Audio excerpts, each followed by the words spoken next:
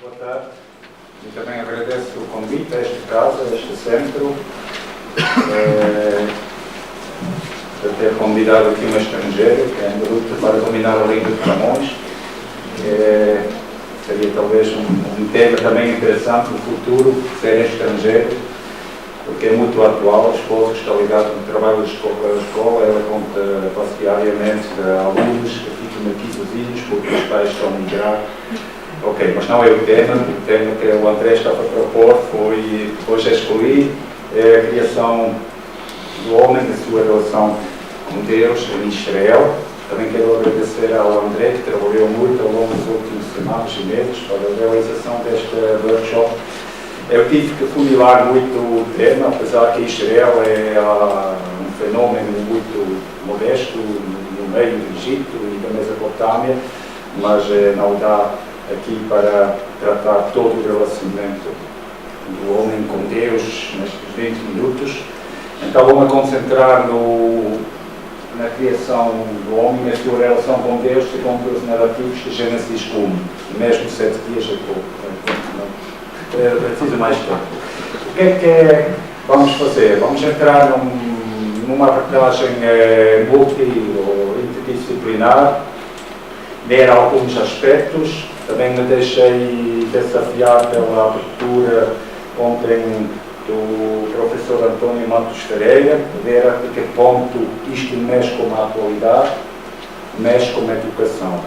E realmente estes textos são específicos, são diferentes, não surgiram uns tábuas há uns 50 anos atrás, são textos que estão a ser lidos, foram lidos ao longo dos séculos, ainda hoje em dia estão a ser recitados nas sinagogas, nas igrejas cristãs. Obviamente, a maneira como os textos chegaram até nós também são diferentes. Não temos o texto original, nós nunca vamos encontrá-lo, porque pela natureza como é que foram transmitidos, mas isto já é preciso entrar na crítica textual. Mas é um mundo muito fascinante. Acho que é bom ter esta abertura aqui no meio da história, também se lembrar destes textos antigos. Quando eu tinha 17 anos, hoje já tenho mais, 52, eu fui bastante abalado, porque fui confrontado por uns ecologistas militantes que acusaram nestes textos de Gênesis 1 de serem culpados de todos os males ambientais. Eu não tinha preparação devida para responder, mas aquilo abalou-me porque eles disseram estava escrito subjugar o mundo, dominar o mundo. Mas depois percebi-me que eram os regimes mais ateístas que provocaram mais problemas. Então isto me tem acompanhado também na minha formação inicial, na área da agricultura, porque tenho uma preocupação para com o meio ambiente e realmente estes textos também mexem com isto, não só com a religião. Então, será que estes textos são textos polémicos? Gênesis 1 e 2.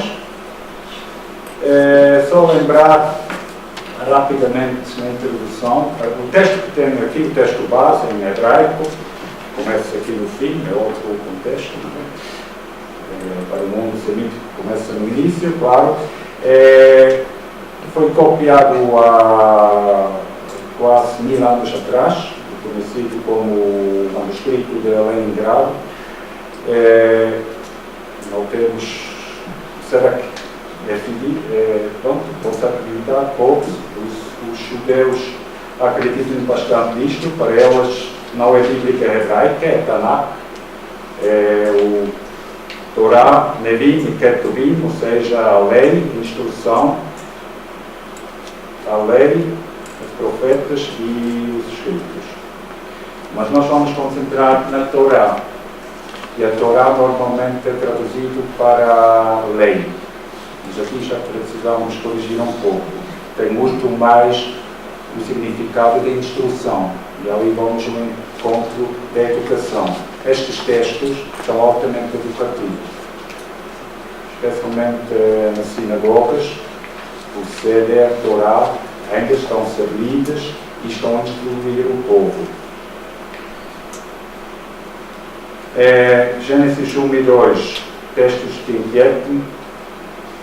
Vocês têm ali nas vossas notas, nas notas de rodapé, não vou gastar muito tempo, mas há 500 anos atrás, 530 anos atrás, aqui em Portugal foi o centro de estudos hebraicos. Foram copiados e impressos os primeiros livros em Portugal, exatamente estes textos. Infelizmente, depois foram banidos, foram proibidos, sabemos a história da Inquisição.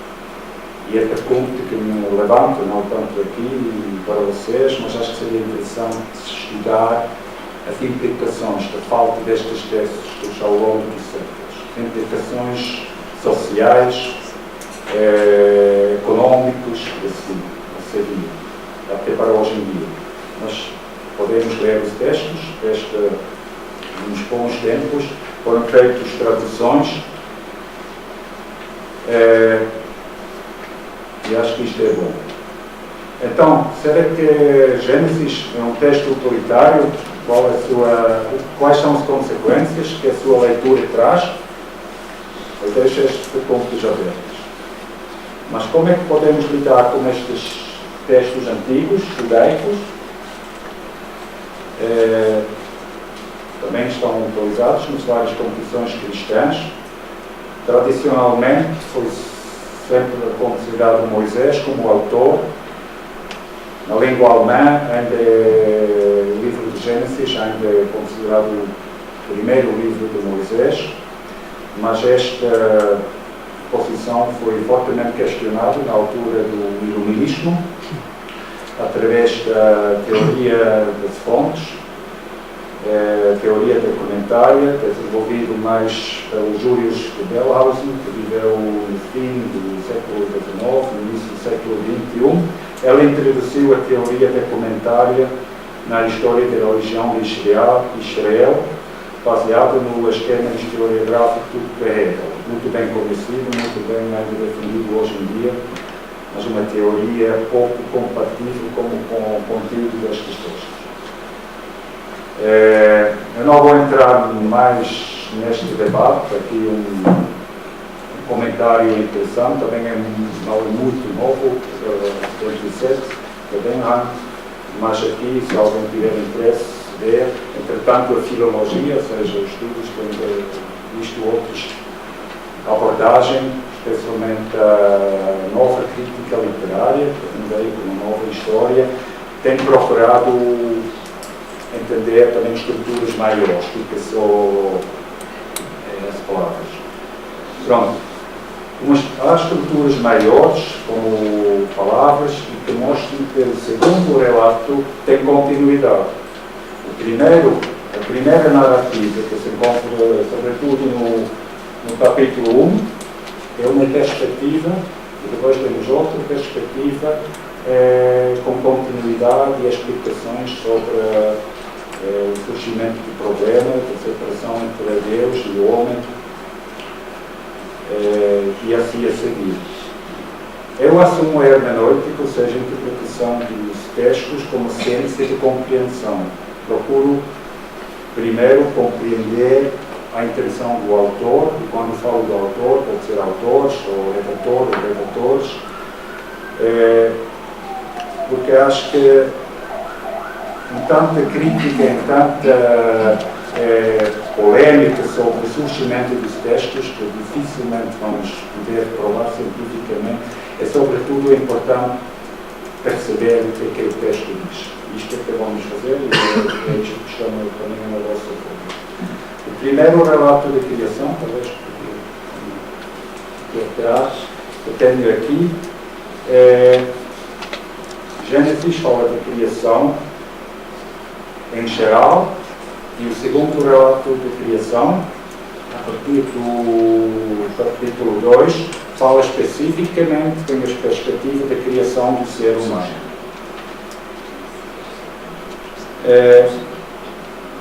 Em hebraico, é bonito ouvir isto, vocês também podem ver isto na internet, até ouvir, o Bereshit Bara Elohim,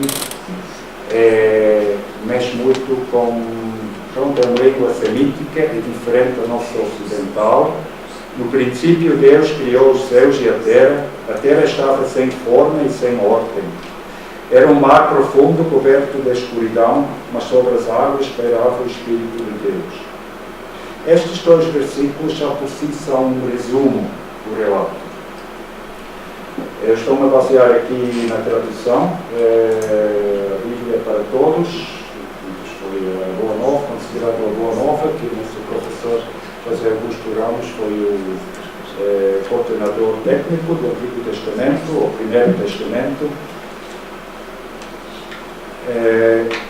Vocês têm aqui nas folhas algumas palavras-chave. Bereshit, no princípio, isto mexe logo com um conceito semítico. É claro, é tempo, mas também é espaço. É difícil traduzir. E nas línguas ocidentais, desta tradução que se fez no mundo grego, dos 300 anos antes de Cristo, na Alexandria, este livro é conhecido, e também a primeira palavra, como Gênesis, vem do grego. Aparece uma vez, e depois temos a palavra que é traduzida por criar, bará, aparece 4 vezes. Vocês podem ver aqui um pouco desta estrutura. Elohim, é Elohim, é o nome, é um título, já está a fugir um pouco da percepção da língua hebraica, semítica. El seria o singular, também existe nas vizinhanças de Israel, em Canaã e em outras culturas. Elohim, plural, é verdade, mas depois normalmente sempre como verbo em singular. Há várias interpretações. Assumo que seja de majestade, um título, um nome de majestade. A raiz, palavras hebraicas estão sempre baseadas em raízes, 3 consoantes. A raiz até indica poder, podia ser traduzido o poderoso, mas normalmente é traduzido por Deus. Aparece 29 vezes, ou seja, é predominante. Elohim, ou seja, Deus, é muito importante aqui nestes textos. Depois Vaiomer, quer dizer que Deus disse. Vaiomer Elohim, aparece também uma série de vezes, 10 vezes, e há outros verbos que aqui, como separou, chamou. Ou seja, é um texto ativo. Temos muitos verbos, isto é próprio da língua hebraica, línguas semíticas. É um texto de ação. Formas e estruturas, vocês podem olhar para as vossas folhas. Aqui não é fácil ver isto, mas ao longo do texto podemos ver a beleza da literatura hebraica. Primeiro dia temos a luz, depois no 4º dia temos os luzeiros, no 2º dia temos o céu, e no 5º dia temos as aves e os animais na água. No 3º dia temos a terra, a criação da terra, e no 6º dia temos a criação dos animais, dos seres vivos e do homem. E no 7º dia, como sabemos, Deus descansou.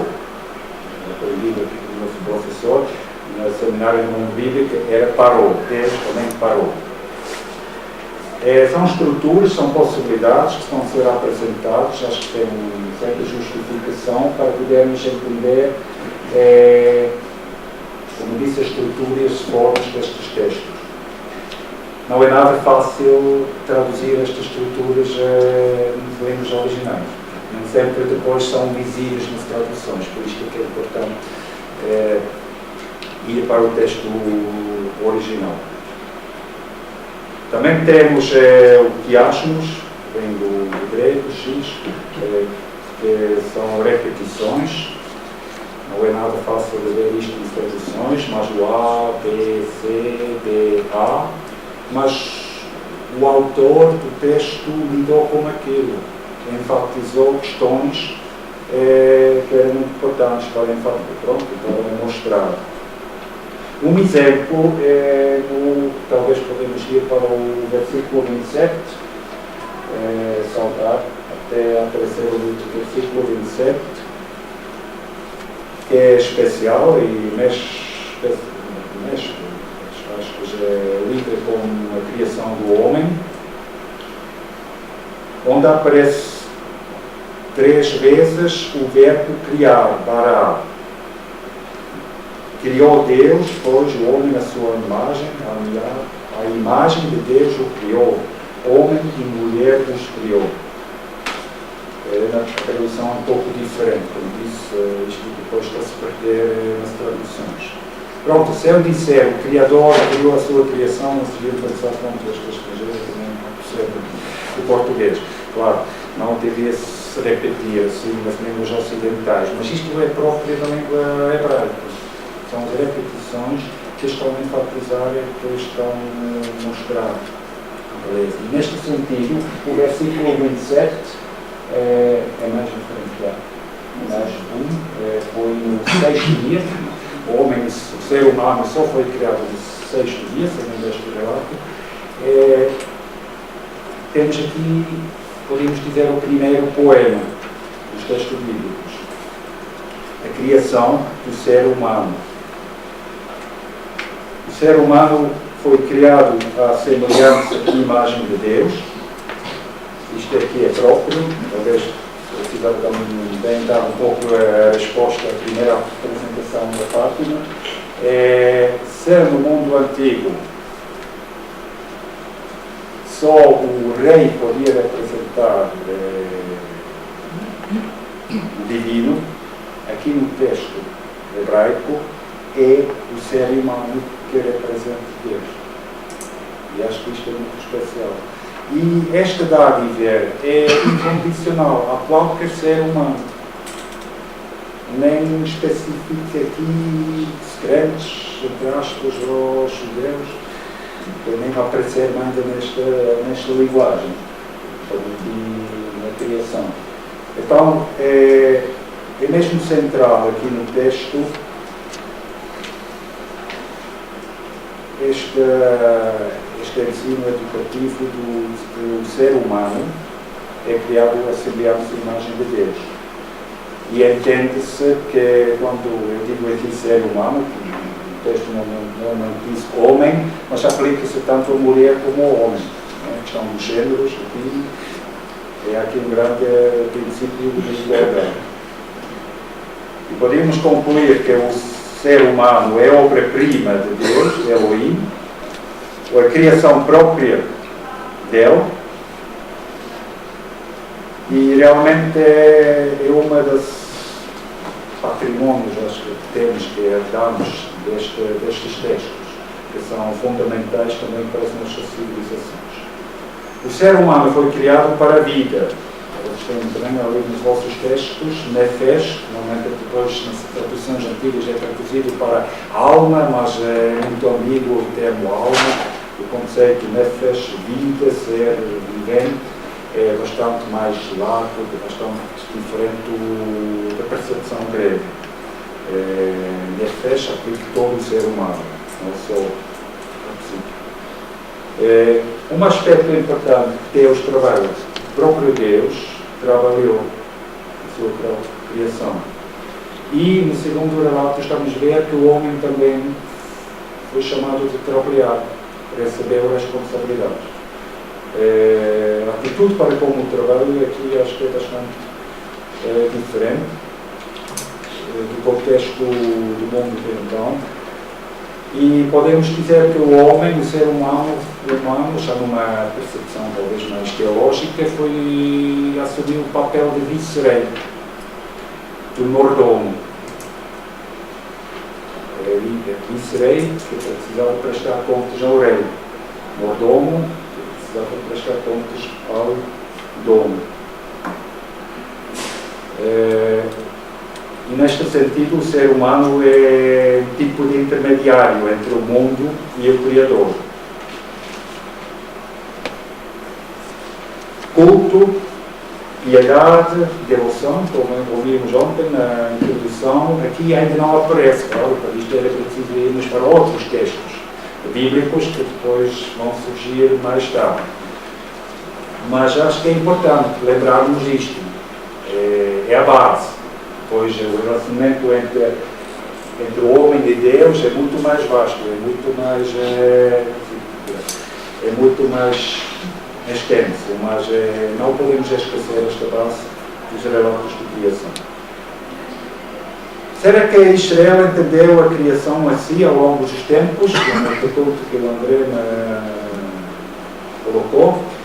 Há alguns ecos, acho que na minha percepção modesta é mais implícito, em Salmos, em outros textos, no Novo Testamento, a tradução grega, a partir do século XX, vê-se nos Evangelhos de João, também no outro escrito de João, no princípio, assim alusões. Não é tão explícito. É uma das razões que depois, na minha perspectiva, o aspecto da criação parece que foi um pouco negligenciado ao longo da história. Eu não estou a ver muita teologia sistemática ou doutrina dogmática de criação de ecologia. Faz falta, mas está lá e não estou a ver. Eu acho que os leitores dos textos bíblicos não deviam perceber esta memória importantíssima. Gênesis 1 e 2 e outros textos de cosmogonia, ou seja, outros textos, mas sobretudo da Mesopotâmia. Há semelhanças, sim, claro. A pré-existência de uma divindade, de Deus, a criação realizada sob ordem divina, o homem como coroação da criação, formado da terra, no segundo relato, mas também há diferenças. E acho que devíamos ter uma certa cautela e não tirar conclusões precipitadas, porque há bastantes, eu acho que há mais diferenças do que semelhanças nos textos da Babilônia e do mundo antigo. Porque, entretanto, também foram encontrados muitos outros textos antigos, além de nenhuma deles, e é preciso fazer mais estudos acerca disto. Será que havia uma fonte comum? Questão que deixo aberto, não tenho competência para dar a resposta. Para mim, na minha interpretação, o autor estava em diálogo com estes textos. Conhecia aqueles textos, provavelmente sim, ou outras fontes, mas também estava a repor, estava a contradizer, estava a fazer afirmações claras acerca da natureza de Deus, Elohim, Deus bíblico, e acerca de outras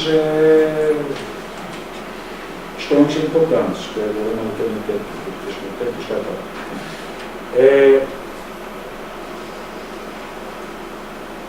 Não podemos esquecer que os primeiros 11 capítulos de Gênesis da Torá tratam da humanidade toda, não é? Só a partir do capítulo 12 Deus escolhe uma pessoa específica que veio do contexto mesopotâmico.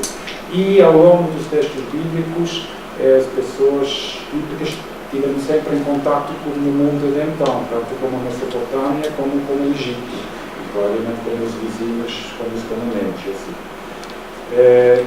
Ainda em relação à minha preocupação inicial, eu há uns meses atrás tive uma ação de formação do Ordem dos Biólogos, e quando eu ouvi ali os políticos do ambiente e os catedráticos falar sobre os ecossistemas, eu lembrei-me destes textos. Eu pensei, de repente, está tudo lá.